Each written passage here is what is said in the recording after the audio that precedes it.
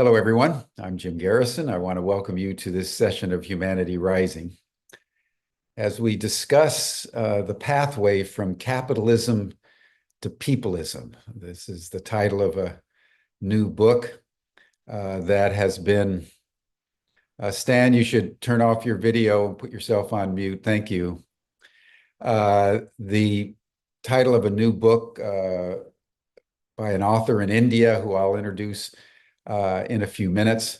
But first, I wanted to make a couple of comments. First, to say that this is the day before the day we've all been waiting for, and we can hardly wait till it's over. And that's the US election that's taking place tomorrow, November 5th. And the current reading in the polls is that it's too close to call. In an extraordinary array of states. They are looking at a contested election in all probability. So I want to encourage every US citizen to make sure that they vote. This is one of those elections where every vote, I think, is going to really matter. And we'll be tracking it over the next couple of days, obviously, as we witness unfolding events. The second comment that I want to make is one of real appreciation and delight that last Friday we were able to have little Seven and her mother, Kirsten, on Humanity Rising and hear from Seven her adventures with the extraterrestrials. I was very struck by the fact that she knows the star language and can communicate intelligibly with the blue avians. I've been in touch with her over the weekend because it occurred to me that this might be a potential course. Just think for a moment. Starting in January, Ubiquity University, in partnership with the New Paradigm Institute, we'll be having our second certificate all this year, all since January of 2024. We've been having a certificate hosted by the New Paradigm Institute on the history, law, politics, and technology of UAP.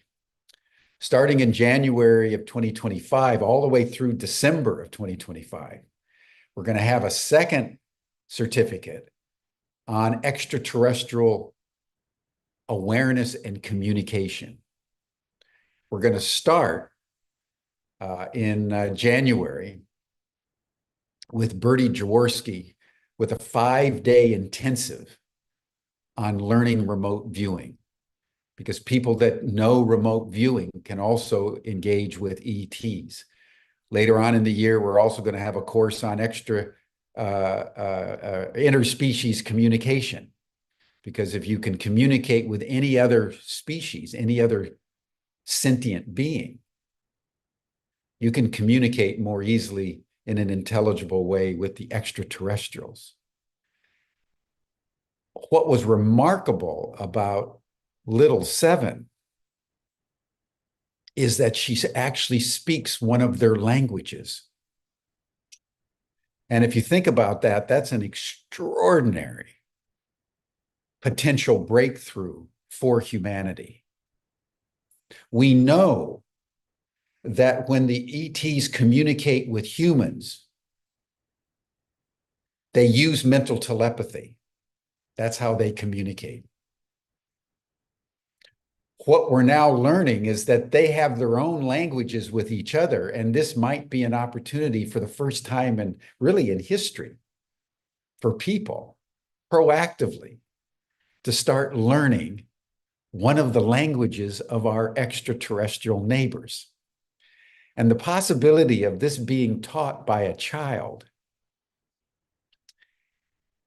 I find profound and exciting, and so does Kirsten and Seven. We're in conversation. I'm being introduced to Seven's a friend of hers who's also in on this frequency, a little boy called Bray. I know that in the after chat, Seven was in conversation with a woman in this language. So this is a powerful milestone that we are actively exploring.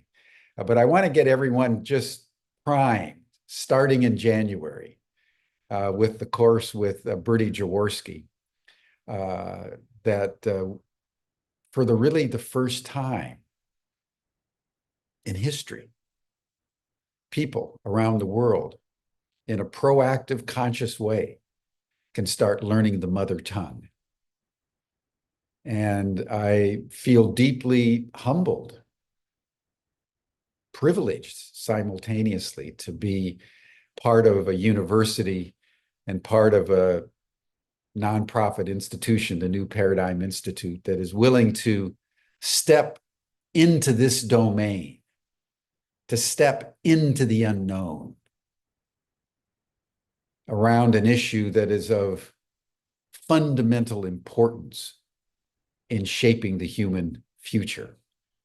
We'll keep everybody posted, but I want to close by just thanking everyone for their generosity of spirit with little Seven in our last session.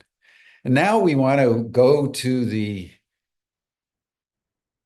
rich and wonderful land of India to talk with a man, Ravi Chaudhry, who has had a very distinguished career in Indian business as an entrepreneur, as a consultant, working for some time in a leadership position with the Tata Group, one of the wealthiest families and most powerful economic families in India, and who has been preoccupied out of his corporate experience, watching the way corporations work, to write a book called From Capitalism to Peopleism. And when I heard about it and had an opportunity to meet Ravi, I was fascinated by his perspective and invited him to join us on Humanity Rising. So, Ravi, if you'd like to turn on your video and take yourself off mute, I want to welcome you to Humanity Rising. And I'm going to suggest, Ravi, that we start with you giving us a synopsis of your background and how, out of your corporate experience, you came to write a book that talks about moving from capitalism to peopleism. And then we'll commence our dialogue. Thank you, Jim. Thank you very much. It's such a pleasure and an honor to be here. And I know we're going to have a wonderful conversation with you guiding us. About myself, I am a mechanical engineer by profession, and I served the first half of my working life working in factories. I set up new plants, I ran operations, I set up many machine technology transfers from one country to another. And then I was general sales manager and general manager before I joined. This was in an Anglo-American group. Then I joined Tata Group as head of one of their companies. And I had the great privilege of working with my chairman, Freddie Mehta, as well as the group chairman, Ratan Tata. And it was at this stage that I learned lots of lessons from how one can do right and do well. You can be listening to your conscience and still make a lot of money. And I want to readily recall two quotes of Ratan Tata, which he would often mention. And I had the privilege of listening to these quotes from his words. And he said, I don't know if I take right decisions, but every decision I take, I make it right.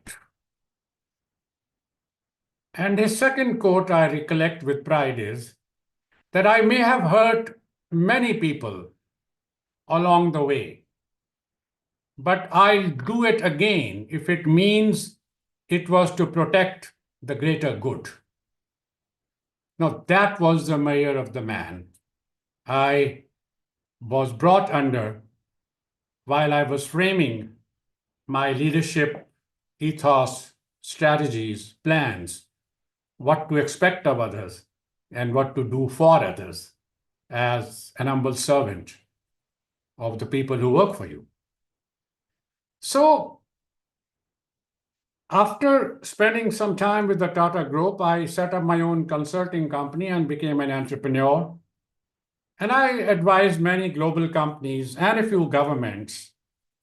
And I found that most of my time during that advice was telling them what not to do. And I was started analyzing, hey, what's happening?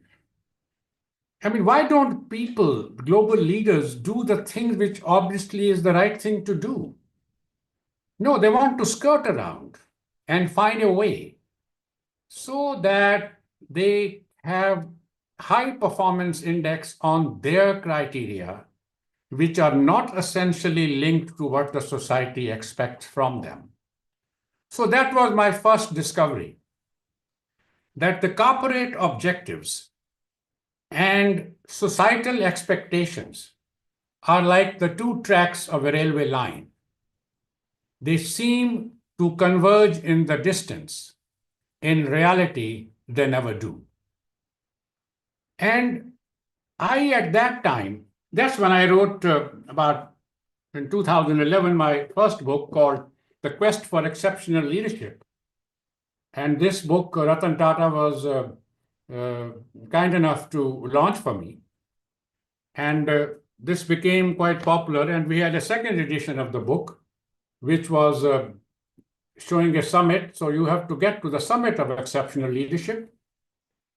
And after all that, I found that everybody says it's a great book, but nobody really follows the principles which they think they should follow. So what was missing? And that took me 7 years to launch this new book, Capitalism to Peopleism. Now, what is it about? It starts with the common observation that today the ways of doing business and governing nations are by and large dysfunctional. We have more wealth and more advanced technologies than ever before, and yet 70% of the global population holds only 3% of wealth. This is not just inequality, it's an economic apartheid, a systemic suppression of human flourishing on a global scale. We treat nature as a free, expendable resource and plunder it for short-term greed. It's not just indifference. It's a proactive complicity in what is possibly humanity's greatest self-inflicted wound. An unhealthy alliance between political and business leaders in most countries of the world has created governments of the elite, by the elite, and for the elite. We are being led to the brink of disaster. This book is a study of the relationship between people who lead and the people who are led. Now, the quality of relationship between any two human entities is a function of the quality of conversation between them. We find that this conversation doesn't even exist between those who govern and those who are governed. This is not sustainable. Sooner rather than later, things have to change. Now, there are many I haven't said anything new. I may have used a different vocabulary to say, but everybody knows this is the situation. Then why don't things change? Now, that is where we have to study the mind of the leader. They are, all of them, thinking that they are answerable to no one. They believe they know everything. And most of their decisions are default decisions based on their experience. And they think, actually, they do think that they know the answers to all the questions. They don't realize that we have just entered an era where all the questions have changed. And nothing that they know is helpful. A little while ago, I was having a cup of coffee, and I put a spoon of sugar in it. And when I sipped it, it was not sweet. I hadn't stirred the coffee. So, similarly, all these leaders, they get a lot of inputs all the time, but they are not able to absorb any of those because their mind is full of past prejudices, past beliefs, and past commitments to things they care about. They don't realize that we are moving into a new watershed moment. We have, over the panoramic arc of history, been through 4 watershed moments. First, when we moved from hunter-gatherers economy to agricultural economy. Then, second, we moved from agricultural economy to industrial economy. And then, from industrial economy to information economy, followed by another transition to knowledge economy. Now, these were watershed moments with a specific period when history ceases to have any impact on our future. Nothing that we knew before will ever be the same again. Now, we are passing through an era today when knowledge economy has created 2 big dilemmas for us. Those who have knowledge don't have power, and those who have power don't have knowledge. And they both, many of them who have knowledge and power and are ruling either big corporations or big governments, they focus on not sharing either with anyone. So it has become all that the greed continues to escalate, and meeting human needs of 80% of the population gets no priority. We are now moving from a knowledge economy to a wisdom economy. That is the transition I foresee, and I have explained why it's going to happen. Charles Darwin wrote the theory of the survival of the fittest. I foresee a new era when we will have survival of the wisest. And why am I so confident that this is going to happen? An old proverb will explain it. Knowledge without wisdom is like water in the sand. Devoid of wisdom, knowledge seeps through grains of sand with no traces left. Knowledge with which we do our governance today has neither space nor provision for ethics. Wisdom is anchored on non-negotiable ethics. Wisdom humanizes knowledge. Knowledge by itself doesn't seek wisdom. Wisdom by nature continuously seeks knowledge that is relevant to discharge one's role as a responsible leader. Now, as we move into the wisdom economy, what does it mean? It means to have a very, very strong fundamental change from capitalism to peopleism. And out of that, we will evolve a vision for the future that we want to have. Now, every human enterprise requires three vital, essential components: capital, people, and nature.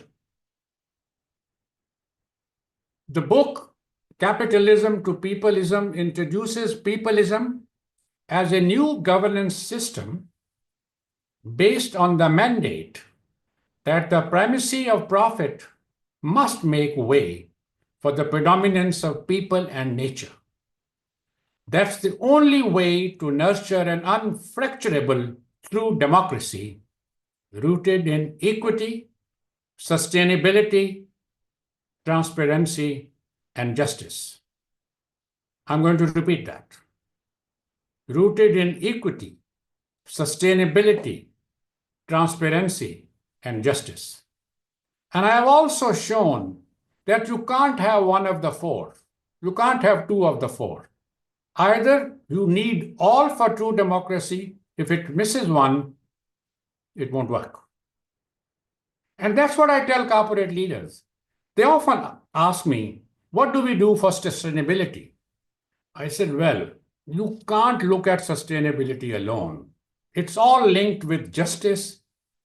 It's all linked with inclusiveness. It's all linked with diversity. If you respect these, all of them will come together.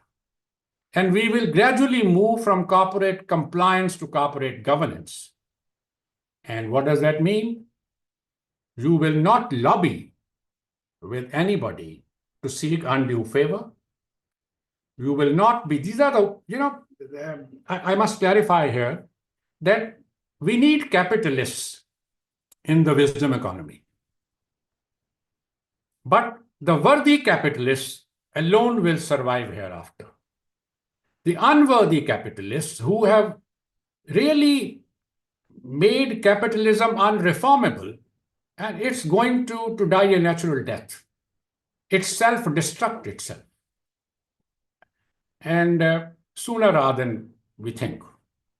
So we will have peopleism which will be governed by worthy capitalists.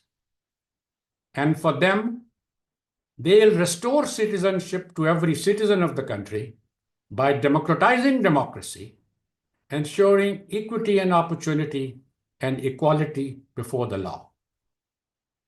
Peopleism believes that good governance in a society doesn't emerge by acquisition of authority by a few, but by the acquisition of the capacity by all to resist authority when it's misused. Peopleism will create a fortune for the bottom of the pyramid, focusing less on wealth accumulation and more on an equitable, sustainable world. I want to sharpen this point. There was a very famous book, Fortune at the Bottom of the Pyramid, that referred to the money companies can make by selling to those at the bottom rank. No, I'm talking of fortune for the bottom of the pyramid. And I also strongly urge that we should have national ratings of countries, not on the GDP as we calculate, but on the GDP growth of the bottom 80% of the population. We should stop making Fortune 500 lists and create the future 1,000 lists, which companies which will follow the 7 principles of worthy capitalists. And that is the change we need in our system. And this has to be done not at layer, not by band-aids or incrementalism, but by a rapid systemic change. And then I think, without any doubt, we will see a rapid transformation when wisdom rules and peopleism prevails into an era which will be a safe new world, which will create equity, equitable growth, and sustainable future for every citizen everywhere. I'll stop here because otherwise I can go on for quite some time. Jim, over to you now. Thank you, Ravi. Thank you very much. Let's start with the Tatas, since you quoted the chairman very insightfully. Based on your experience, what effect did Mr. Tata's commitment to the greater good and the common good, what effect did that actually have on the Tata Group? Well, it's the structure of the Tata Group and the founding principles of the founding fathers. Jamshedji Tata, who set up the first steel mill in India 150 years ago, said it very clearly when he inaugurated the company that a corporation is set up to serve the society which lets it function. So our prime objective as a company will always be to keep the interests of the society above those of any other stakeholder. And that is the principle they followed. How was it practiced? The shares in the Tata Group company are held by Tata Trusts, and they hold roughly 2/3 of the shares of the Tata Group. So all the dividends which go into that trust are used for charitable work, research and development, education, health, and research in diseases, etc. And Tata Group doesn't talk about it. You will have to search where they spend the money. And Ratan Tata lived in an ordinary flat with his 2 dogs. And lots of our friends were in the same building. He never wanted to show off anything. And he still was the most respected person. I think in USA we have a similar situation now. We have a classic case of Yvon Chouinard, the founder of Patagonia. I mean, that is amazing. He, the sole owner of the company, has created a trust whose only mission is to preserve the planet in which we live. So here is a company which is owned 100% by planet Earth. And he's not talked about much. I thought he should be a godlike status in America. But on the eve of the election, I can't say because capitalism is a religion in America. And it's know that it's a series of swords which you are poking into your soul every day. Because what is a country where everybody doesn't have safety and security and equality of opportunity? So I think we have many other leaders I can know of. Pascal Demerger of MAIF in France. He's an outstanding leader, one of the few in the 2020 pandemic, who was given a grant of 20 million euros by French government. And he said, I don't need it. I have enough money to keep paying full wages to my employees, to give it to that money. I don't know of any company in America which did that. It was an insurance company, and it saved, if I remember, about 100 million euros in less accident payouts during the COVID years. And he distributed that amount to the shareholders, to the policyholders, as reduction in the policy premium, saying that this company cannot derive a benefit from any crisis. Now, these are the thought leaders of the world. Now, I want to add something which perhaps will address the spirit of your question. There are hundreds and thousands of millions of responsible leaders and responsible entrepreneurs at the middle level and the senior level in every country in the world. They run small enterprises, family enterprises, middle sector. It's only when they reach at the top that the value system collapses. The propensity to make money there by collusion with the regulators, with the policymakers, with the academics, with the media is so large that they can't think of anything other than making money. Yeah. Even they have no possibility of spending it for hundreds of generations. So, sorry, I think I went beyond your No. question, but I wanted to focus on it. Yeah, no, that's a very, very good answer. There are selected individuals who have been altruistic by personal instinct. Right.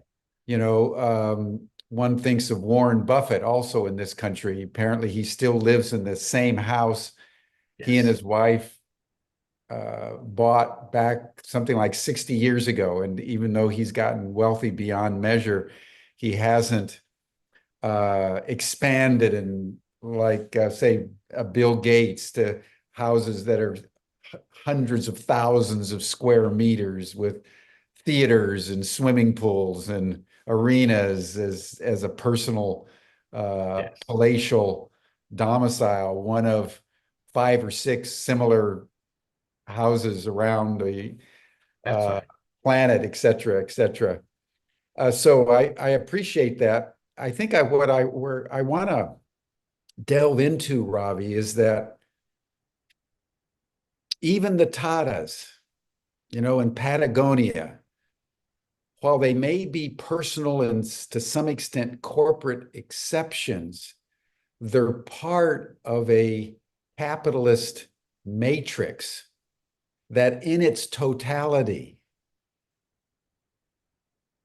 has produced a global situation where we're about ready to be wiped out by climate change. And so there's an issue that I ponder. You know, when I came of age in the 1960s, we had this notion that we could actually change the world.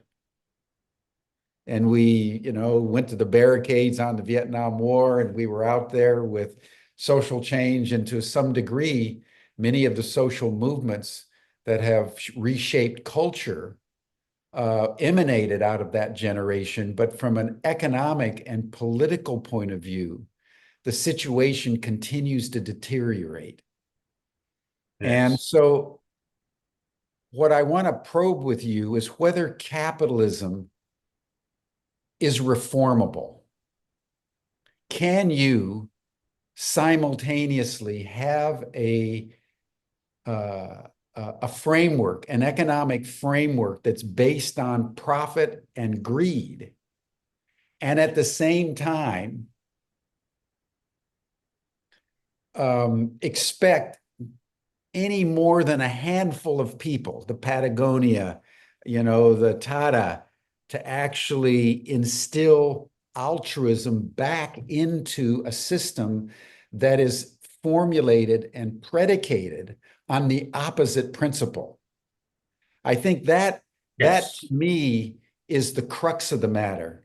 And I don't know how one replaces capitalism, but it feels to me that as long as we identify with capitalism, we're never going to get ourselves out of the greed momentum. And so what do you really mean by transforming from capitalism to peopleism? What does that actually look like in business terms? Would you and your model still have profit as a motivating factor in a company? Would you subordinate profit over the common good? Would you put them equal? How would you design an economic model to ensure peopleism?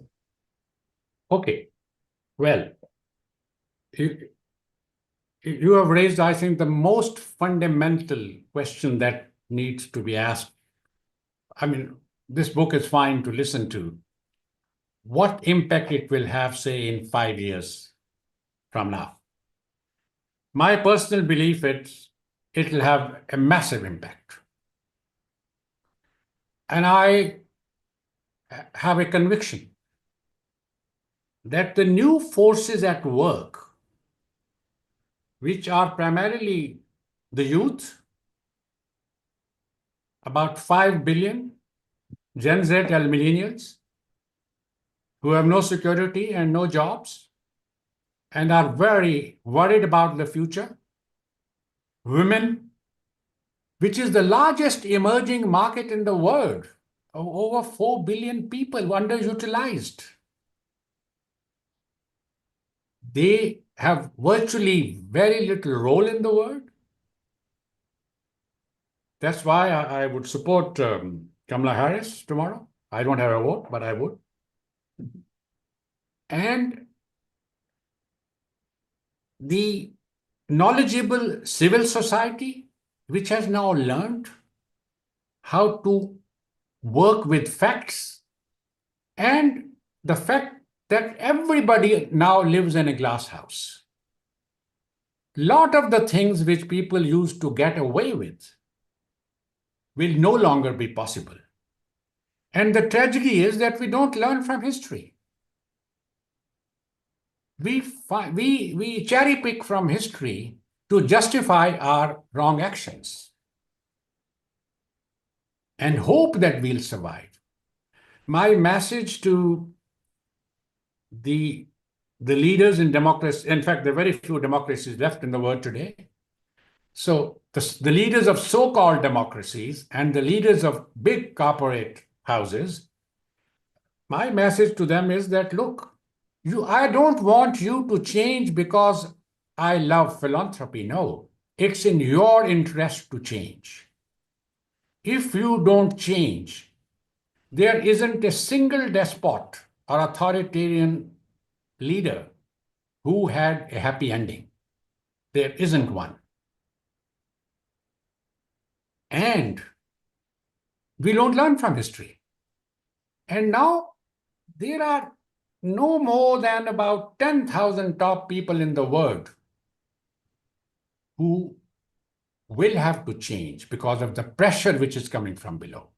The social media, which they think they know how to use better, will be used equally as well by those who are deprived and non-aligned with the rich. We have to take cognizance of this change which is taking place in our society today. There's a new Magna Carta which is emerging based on what I call 3 fundamental principles. One, the clash of civilizations was not caused by civilizational changes, but by inequities. The poor and the deprived in the world will matter hereafter. And misuse of power will no longer be permitted by the new wisdom economy which is coming through. See the latest changes, what has happened in the last 2 weeks. The last 4 weeks. I was delighted to read that. I just want to check that the name of the Colombian president. The Colombia is the major exporter of oil. 50% income comes from oil exports. And the president has said that we have to de-oil our exports. Now what? This is the people's change. Botswana has a new ruler for the first time last week from a democratic change government. So this is the new voices. They speak a different vocabulary. Now it had all the time in the world for the previous governments and the previous rulers to change. And I tell them, if you change, you can survive in power. If you don't change, fate may be unthinkable. So I am very positive. I'm getting a lot of support of the concepts I'm speaking about. I haven't said anything new. I put it all together. And yes, now to your sharpest part of your question. Capital people, and nature. We need all three. We gave a name of capitalism, so the capital became the most important thing in the world. And we created a banking system which ensures that only those who have capital will get more capital, and the others have no access to capital. So, capitalists who are worthy and who will follow the 7 principles of worthy capitalists, which I have outlined in my book, they will make money, enough money. But they will not be allowed to lobby. They will not lobby because they will listen to their conscience. If they are wise, they'll have to. They'll do So better. you would prohibit corporations from lobbying. Yes, I presume that the new rulers will say refuse to be lobbied. Great. What a great idea. You see, let me share with you what I think are the top 7. Yeah, let's hear them. I want to hear how you would reform the system to ensure peopleism, because it is an urgent imperative. So lay out those 7. Okay. The worthy capitalists, firstly, I ask them, what is your purpose in life? Do you want to be only wealthy, or do you also want to be wealthy and happy? What do you think the answer? Yeah, both. Everybody wants both, but they do nothing about it. Yeah. As long as you have a singular objective and greed beyond the need is your sole creed, you can never be happy. True. And there is a very simple, one of my favorite quotes is that if you want happiness for an hour, take a nap. If you want happiness for a day, go and have a game of golf or baseball or fishing. If you want happiness for a year, then you must win a lottery. But if you want a lifetime of happiness, then you must make others happy. Yeah, it's so, just to comment on this, you're reminding me of Aristotle in his Nicomachean Ethics. He says, you never ask a happy man, yeah, you're happy, but are you rich? But you always ask a rich man, yeah, you're rich, but are you happy? Oh, I love that. And Aristotle pondered what you pondered. And he said that the greatest guarantor of perpetual happiness is what he called munificence. That one lives one's life in an abundant way, and in a way that shares the munificence with others. So you're absolutely right that the happy person is one who feels happy because they're living an authentic life, but they're always trying to share it, smiling, extending the goodness out into the community. So you're in alignment with Aristotle on what you're saying. Well done. Well, actually, that's not my objective. My objective is that every person who has wealth and is a capitalist actually is the unhappiest person on planet. Because he is doing these things. He lobbies to seek undue favors. He shuns taxes, goes to tax havens, but he insists with the government that supports him, keep increasing taxes of the poor, the middle class. Yeah. They get no rebate. So Peopleism is an economic framework which replaces the mysticism and the futility of bottoms down, top down economy to a surge up economy. Well, how would you structure profit, people, planet? Would you say they're all equal? Would you put common good and the planet over profit? How would you, in your own mind, distribute those Okay. three aspects? Because I These think are the, that's very important. yes, four principles of the surge up economy. One, the tax rate for the rich and the middle class must be the same. No exemptions on capital gains or dividends or inheritance. They Good. tax havens must be totally banned. Now, two countries have to do it. That's all. Today, where are the tax havens of the world?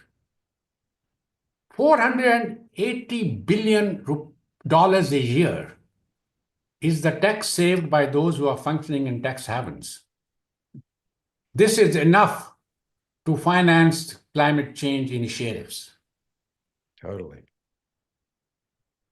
And out of this, roughly 320 billion is corporations and 160 billion is individuals. And where are these tax havens? UK, the territories of UK, Jersey, Yeah. the four of them, the famous four, right? Yeah. And 57% of them are in OECD. Now, I mean, what do you have meetings not to discuss problems? In fact, capitalism has not solved a single global problem. Correct.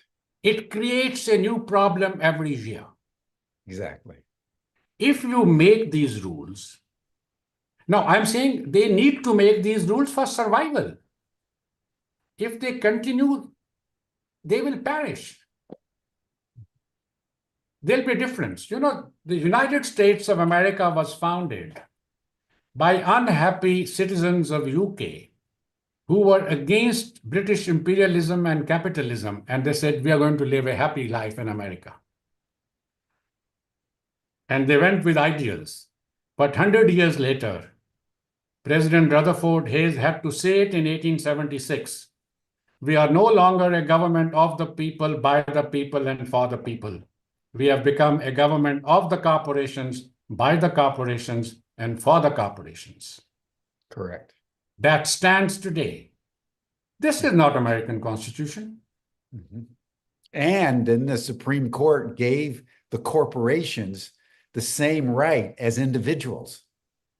Exactly. I have therefore proposed in Peopleism that we must have in every nation a permanently constituted National Constitution Assembly. A group of 12 to 20 people above board who have never held position of profit before and will never hold it after they are no longer the member, whose only job is to be living custodians of the spirit of the Constitution. If any Supreme Court judgment has negated that, like this corporation as a person or anything else, then they can initiate a referendum whether this should be, they can't do it themselves, but they will have the right to do so. So I think these are the systemic changes I have looked into. I have tried to, I must have missed many things. It's not a perfect answer in my book, but it's a work in progress.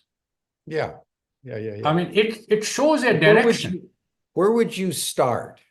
I mean, this is a beautiful image.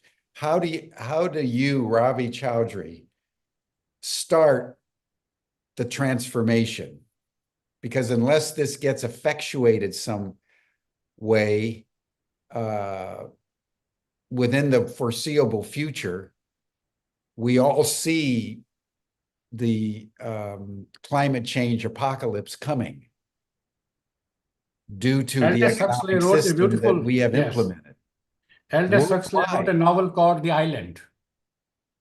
in which he proposes his then vision of what a nation should be like. And so they ask him, where should we start? I mean, they asked the residents of the island, where should we start? He said, everywhere, all at once. In the last chapter of my book, I have given an unambiguous call. What the youth need to do and how they can do it. What the educators need to do and how they can do it. Brilliant. What Good. the well-off need to do to survive and stay in power, not for philanthropy. What the consumers need to do and what the women need to do. And all at once, it's happening. The stories of the numbers of small fires of inspiration that are being lit in different corners of the world is so large. Media doesn't report them. The age of truth will be launched by the new youth. That's their main objective. I see it happening. They will have, we are at the moment passing through an era where the so-called monopolies, oligopolies of AI will find that their knowledge is also becoming a commodity. And we'll see them not being able to keep the supremacy of power. We'll have new institutions coming, new platforms coming, where truth alone will triumph. And there are more people aligned with this thought process, Jim, than you and I can count. You know it as well as I do. Yes, the average person what they want, and they would all agree that we need an economic system based on peopleism. But the powers that be have accrued their power and their wealth through capitalism. And this is the conundrum here in Washington around the UFO disclosure issue. I'm going to listen to the Super 7, Little 7. They want controlled disclosure, Ravi, because they don't want the release of the information to upset the current governing system. Yes, yes. And that's the struggle, because when people really take in the implications of extraterrestrial presence on Earth, everything is transformed. So the legacy group that's kept it secret for so long is doing everything it can to obfuscate and block so that they can maintain their grip on power indefinitely into the future. And that feels to me to be basically what's happening at Davos and, all these social responsible companies. Most of it is greenwashing. Most of it is public relations. They have no intention of changing, because to change means to erode their capacity to maximize their profits. And that's what they're motivated by. First and last. It's like, what Henry Ford said, when he was asked how he defined happiness, and he said $1 more. Well, to give a quick answer to your very valid observations, I've spent a lot of paragraphs in explaining that every capitalist for success will need to be a peopleist and a naturist. Capital is not going away. Capitalist is not going away. They'll still be wealthier than everybody else. But they will borrow money at the same rate of interest as the poorest guy. At today, he pays 5 times greater rate of interest than the richest guy in borrowing money. And pays more taxes. Yes. So, you make financial system the same, Churchill used to say, oh, capitalism is a system of ladders where people can climb up, whereas communism is a system of lying to seek entitlement. I said, okay, but today we have a situation when the ladders are closely guarded and very few. You create millions of ladders and make the starting line large enough for everyone to run in the race on equal terms with fair referees. What I would, Justice. I agree, but let's pause here around what Churchill said, because I don't think he was accurate. I don't think capitalism is a ladder, and I don't think communism, or let's call it socialism, are just simply lines. What I think Yes. is at the heart of the difference, Ravi, and the reason why I'm far more on the socialist end of things, is because I believe that the people should own the means of production. The people, not private interests, should own education, like the military, healthcare, welfare. Yes. To me, if you and I and everyone on Humanity Rising jointly own something, we all have a vested interest in the outcome. It's when we break down the global commons, we break down community for self-interest, that we begin to bring into human society a corrosive mechanism of exploitation. And to me, it's unless and until we come to terms with that reality, that capitalism by its nature is corrosive to the human spirit. And that's why we've generated all these problems that aren't going away. Yes, right. Will we begin to fundamentally reshape? In my view, we need a revolution in economics. We need to yeah. completely change how we view the purpose of economics and the mechanisms of governing economics. So anyway, I wanted to put that in Yes. because socialism has been equated with communism, which it is not. Right. And socialism has become a dirty word, certainly in the United States and sort of Western Europe. I think it still has some currency in India and in Asia. In reality, nowhere in the world. But maybe not. But Yeah, in reality, nowhere. But the key message in the book is that whereas capitalism was the main guiding structure of the 20th century economy, peopleism will become the main guiding structure in the 21st century economy. I hope you're right. And it's the natural result of wisdom economy. Knowledge will move to wisdom. And it will be the natural result of the new demands of the people on how they wish to be governed. But in the whole process, I think you made an interesting point that how will we get the people to work in this direction, even if we tell them work, work, work?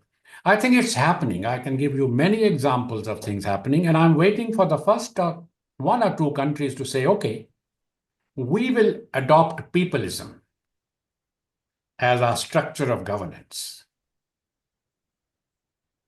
And it will make the difference. We are not asking anyone to go. We are asking everybody to respect nature as much as you respect capital, and respect individuality of each person as much as you respect capital which you have inherited. Today, most of the capital in the world is inherited. Most of the people who own capital today, barring very, very few, who must be applauded, certainly, but then they also become like them and become greedy as others, except a few. So I think the danger today, the greater danger is not that, this is what Michelangelo said, if I remember, is not that we aim too high and miss it.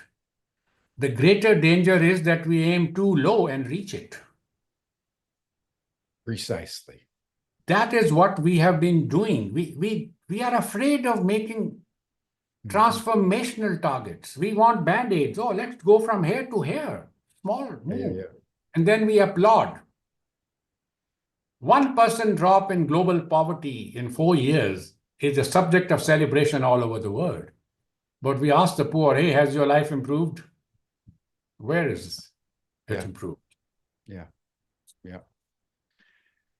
Well, listen, thank you so much, Ravi. This has been very stimulating. Let me just ask you one final question. I've been finishing Yuval Harari's book on his latest book called Nexus. And that's about the challenge of artificial intelligence on the future of humanity. It's a very sobering book because he says the news is full of the optimists and the cheerleaders of AI. And what he wants to do is offer cautions to the human race that unless we severely constrain artificial intelligence, we're going to see non-human intelligence increasingly control and shape human intelligence, culture, politics, economics, and well-being. And I'm just wondering, as you think about peopleism, where does artificial intelligence fit in for you? It's easy to say it's just a tool. But as Harari points out, that's a completely inadequate way of understanding AI because it's not a tool. That's the point. It has intelligence, which means it can accumulate data and make decisions independent of human will. So we're approaching this AI phenomenon in a 20th century modality, and the cat is getting out of the bag. So I just wonder, as you look into the future, the 21st century is going to be with peopleism. How do you understand AI? And how would you ensure that it serves peopleism? Well, firstly, what I gathered from, maybe what I chose to gather from Harari's book was that technology is morally neutral. Whether we steer it to serve society and foster inclusive development depends on us, the leaders in business and society. If we take the wrong call, we can perhaps all perish. With wisdom, we can take the right call and we will all advance.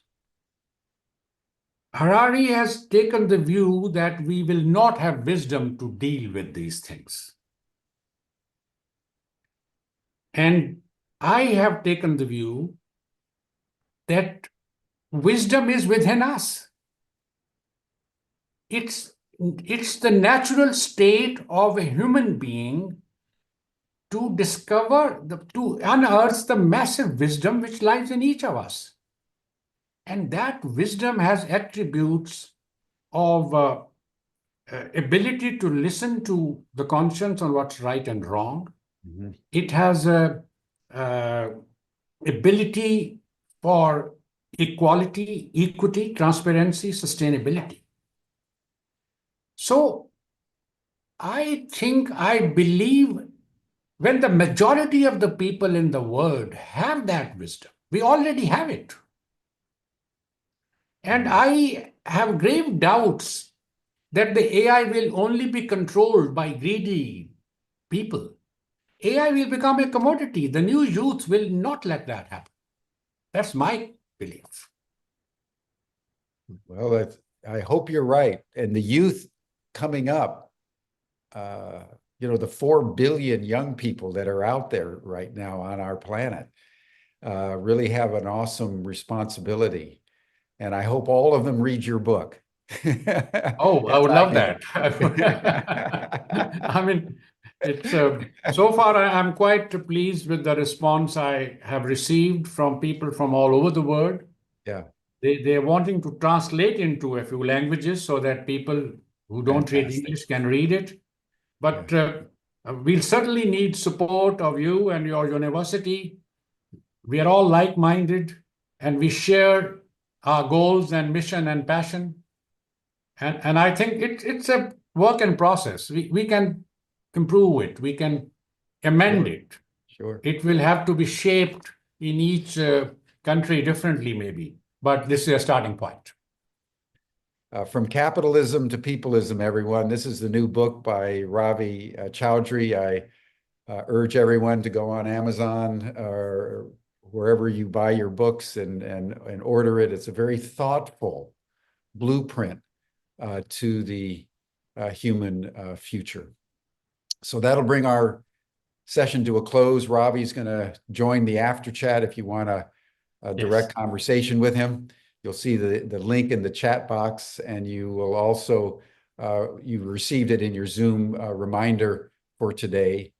And then we thought tomorrow, since it's the occasion of the US election, we would bring on 3 women to contemplate the sacred feminine while the election is going on in the background. So that'll be our Humanity Rising session for tomorrow. Ravi, thank you so much. You're a very wise man, and I hope your book becomes an international bestseller as soon as possible. Well, thank you, Jim. It was a very stimulating conversation, and I really loved it. Thank you so much. Good. Thank you, Ravi. Thank you, everyone. See you.